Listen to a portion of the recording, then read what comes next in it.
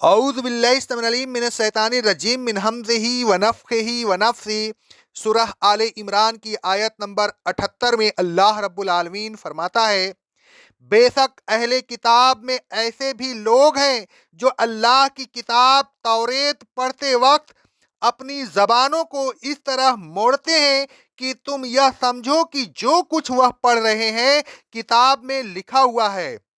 حالانکہ وہ کتاب میں لکھا ہوا نہیں ہوتا، اور وہ کہتے ہیں کہ جو کچھ وہ پڑھ رہے ہیں اللہ کی طرف سے نازل ہوا ہے،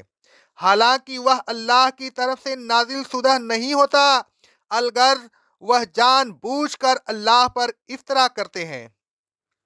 اس آیت سے معلوم ہوتا ہے کہ اہل کتاب میں کچھ لوگ ایسے بھی تھے جو اللہ تبارک و تعالیٰ کی کتاب پڑھتے وقت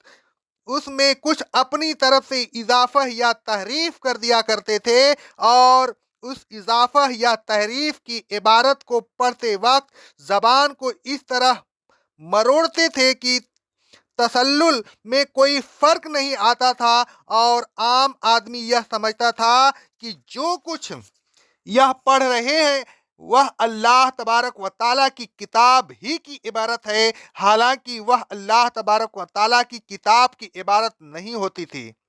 مزید برآں اپنی اس کبھی حرکت ہی کے ذریعہ نہیں بلکہ قولن بھی وہ کہتے تھے کہ جو کچھ ہم نے پڑھا یہ اللہ تبارک و تعالیٰ کی کتاب میں موجود ہے، حالانکہ وہ اللہ کی کتاب میں موجود نہیں ہوتا تھا، الغرض وہ حق کو باطل کے ساتھ خلط ملط کر دیا کرتے تھے۔ اللہ تبارک و تعالیٰ نے ان کے اس فعل کی ایک اور جگہ بھی نشاندہی کی ہے۔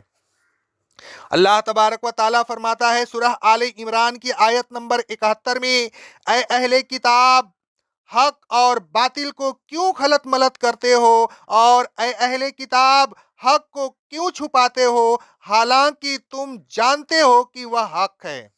اللہ تبارک و تعالیٰ اہل کتاب کو اس کبھی حرکت سے باز رہنے کی نصیحت کرتے ہوئے فرماتا ہے سورہ بقرہ کی آیت نمبر 42 میں، حق کو باطل کے ساتھ نہ ملاؤ اور جان بوجھ کر حق کو نہ چھپاؤ۔ آخر میں اللہ تبارک و تعالیٰ نے فرمایا، وَيَقُولُونَ عَلَى اللَّهِ الْكَذِبَ وَهُمْ يَعْلَمُونَ، یہ لوگ اللہ کی طرف جھوٹ بات منسوب کرتے ہیں اور یہ خود بھی جانتے ہیں کہ یہ جھوٹ ہے، لیکن اللہ تبارک و تعالیٰ سے نہیں ڈرتے اور اپنی اس کبھی حرکت سے باز نہیں آتے۔ فرقہ بندی کی وجہ سے حق کو چھپانا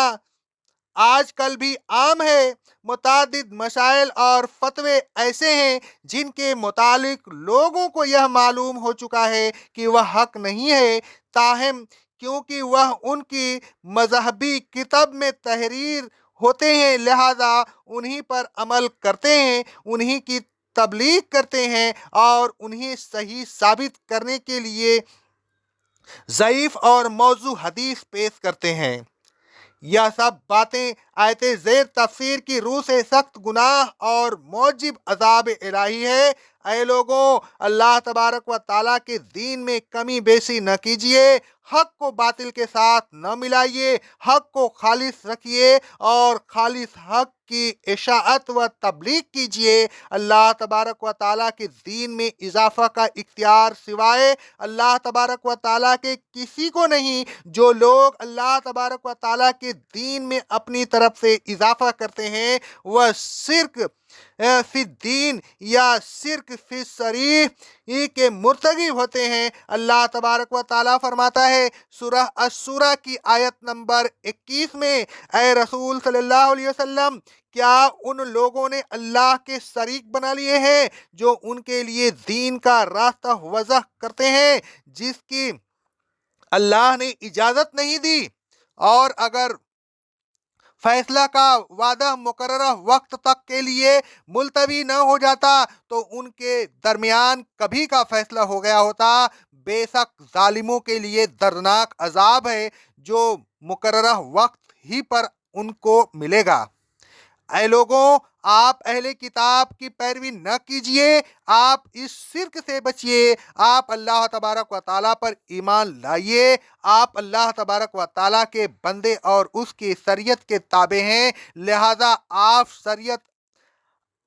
اہیہ پر جمے رہیے، یہی آپ کا مقصد اور یہی آپ کا مقصد حیات ہے۔ شریعت الہیہ کے مقابلہ میں خواہ کوئی مذہب آئے، خواہ آپ کا نظریہ آئے، خواہ کوئی رسم و رواج آئے، سب کو مسترد کر کے بس شریعت الہیہ پر عمل کیجئے، یہی فلاح کی راہ ہے، اسی میں نجات ہے۔ اقول قولی ھذا استغفر اللہ استغفر اللہ استغفر اللہ۔